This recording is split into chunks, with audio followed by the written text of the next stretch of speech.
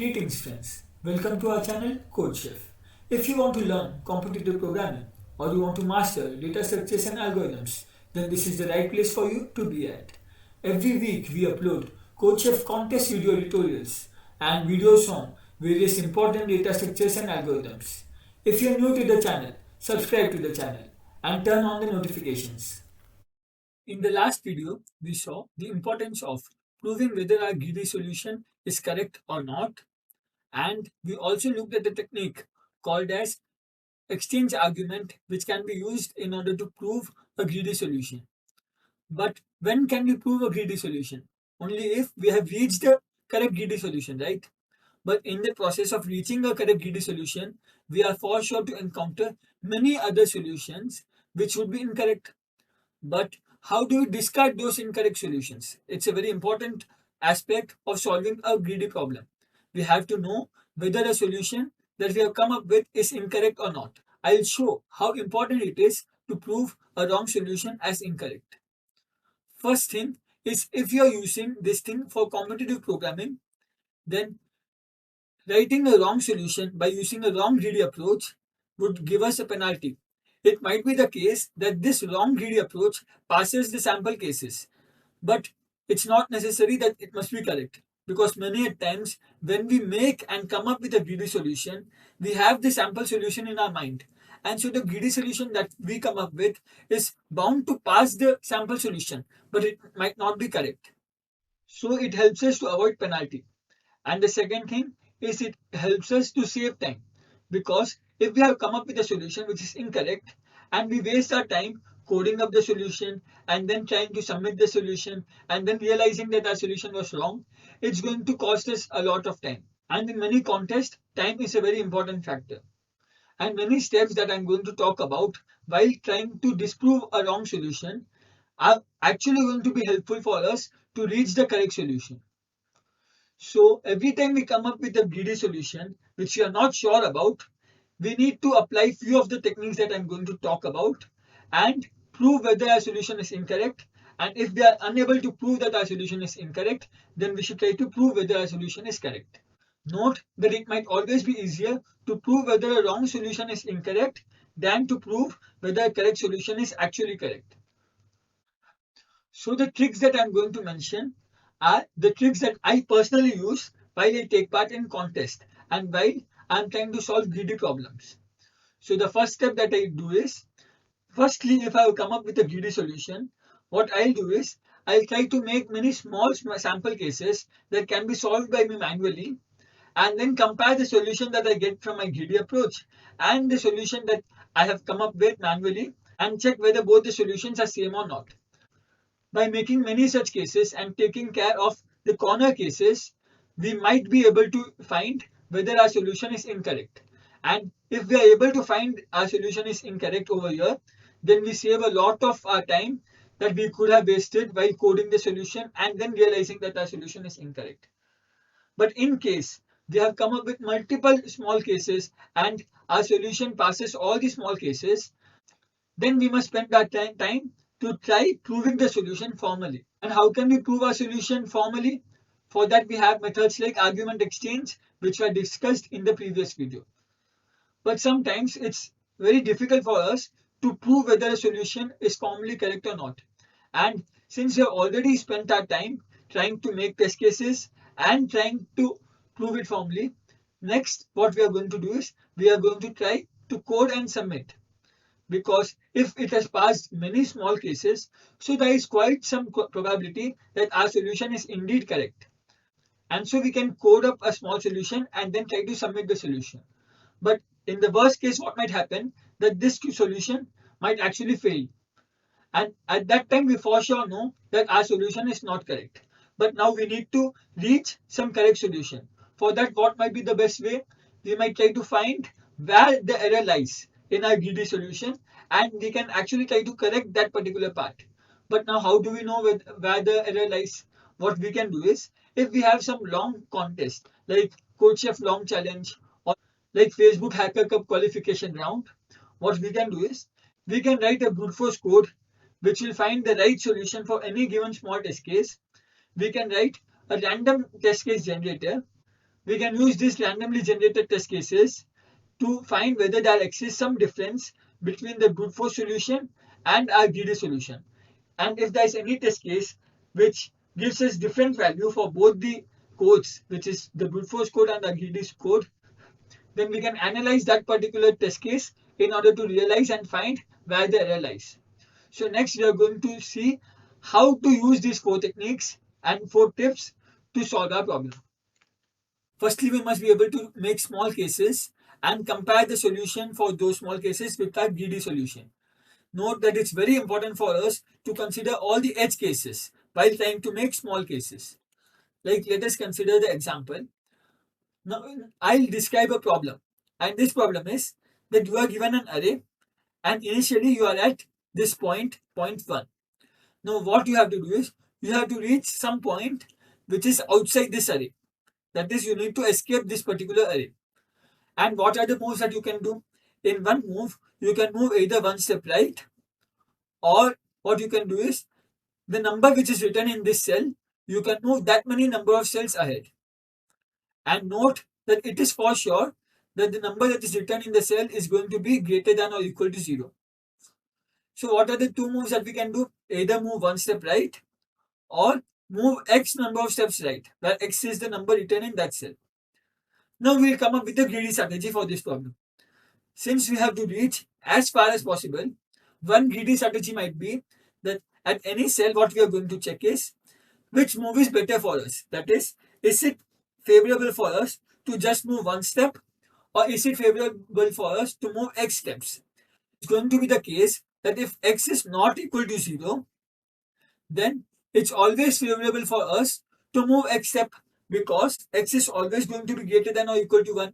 So either we'll move greater than or equal to 1 step, or we can move 1 step. So it's always favorable for us to move x steps. So what is our greedy strategy going to be? Our greedy strategy is going to be to look whether the value at that cell is greater than or equal to 1 or not. If it's greater than or equal to 1, then for sure I'm going to take that many number of steps.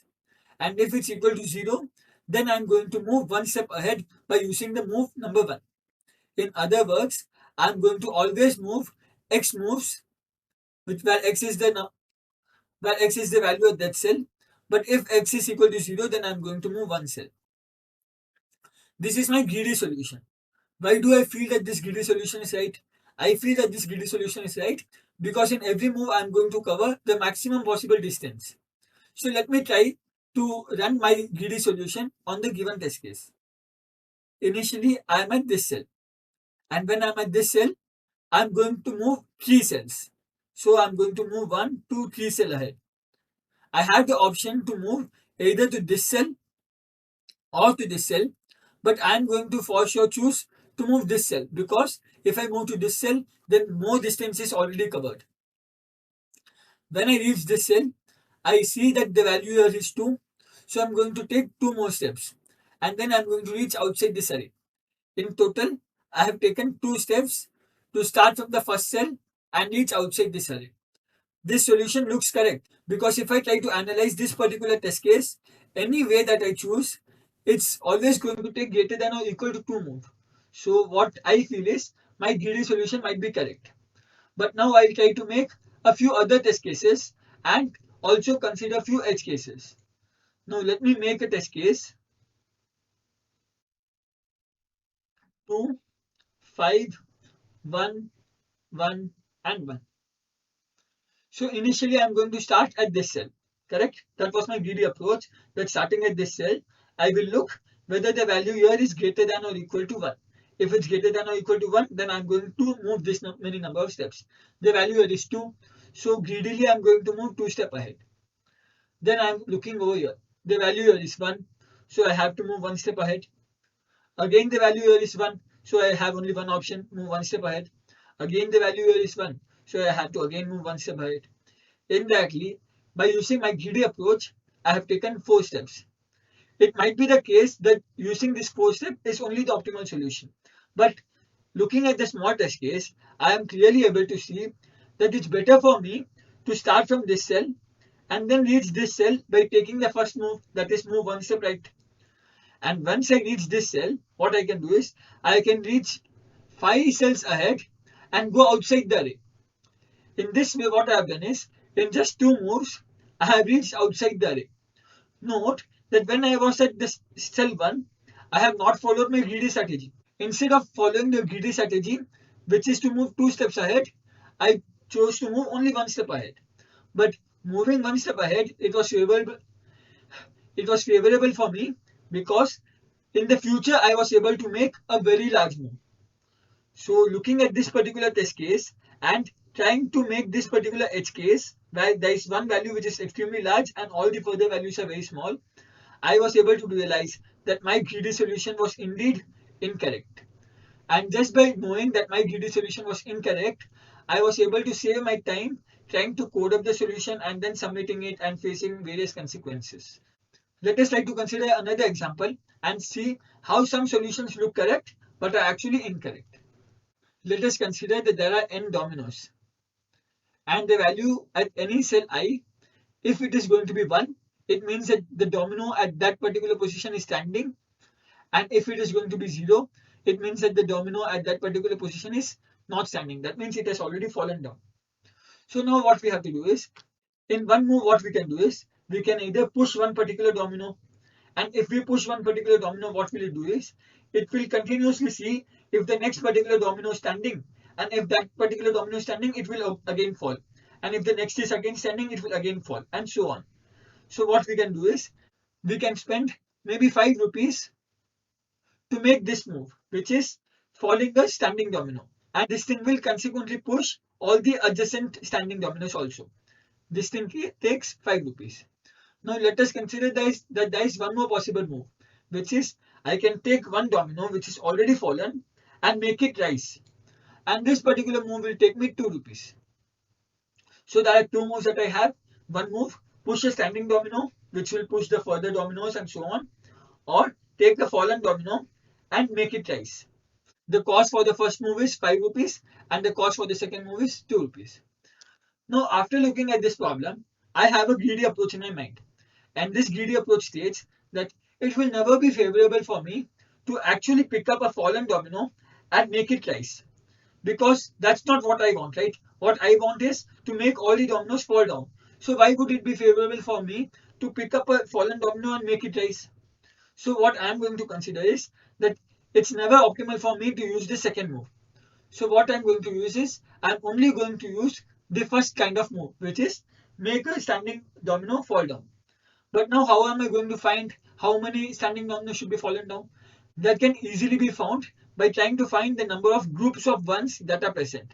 Because what I can do is, in any move I can push the first element of a group, and when I push the first element of a group, it will push the entire group. So if there are 3 groups, so I need to push 3 dominoes so that each group can be fallen individually. Like in this example, firstly I can try to push this particular domino. This will push these 2 dominoes. Then I can push this domino and this will push these 2 dominoes. And then this domino. This will push this domino. In other words, by pushing 3 dominoes, I was able to make all these dominoes fallen. That is, I was able to make all these dominoes 0. So it took me 3 moves of type number 1. So total cost was 15 rupees. And I feel that this is my optimum solution. This is the greedy solution that I am using, and this is the optimum solution. But now what I'll do is I'll try multiple smaller test cases and then try to find what can optimum solution be. Let me consider a very small case, which is something like 101. I can easily analyze this small test case. And now let me analyze what happens if I make this fallen domino stand up. If I make this fallen domino stand up, it will take me 2 rupees. And then there will be 3 dominoes which are standing up. But now, since these 3 dominoes are standing up and are together, what I can do is I can make one small push. And when I make this one small push to this particular cell, it will push all the 3 dominoes. So I will be able to make all the cells fallen by first using 2 rupees to make a fallen cell rise up, and then using 5 rupees to push one cell and get all the cells falling down. In total, I was able to do that in 7 rupees. But this was not my greedy strategy.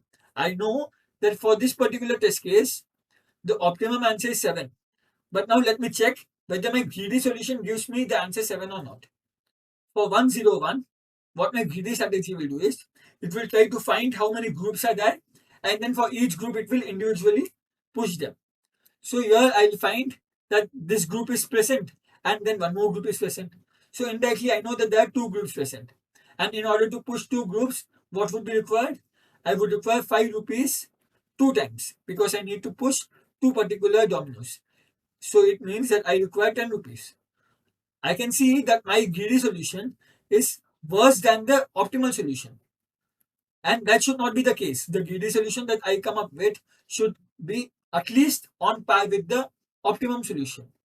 So one thing that I can see is from this example that my greedy solution was actually incorrect. So the greedy strategy that I came up with first, I will discard it. So in this way, I was able to save my time, and now this thing can actually help me to move to the correct solution. So now we have realized what exactly greedy solutions are, and we have also found a few techniques so that we can prove or disprove our greedy solution. So in the next video, we are going to have a look at few basic and intermediate level problems and try to solve them and come up with greedy solutions for them. Until then, goodbye.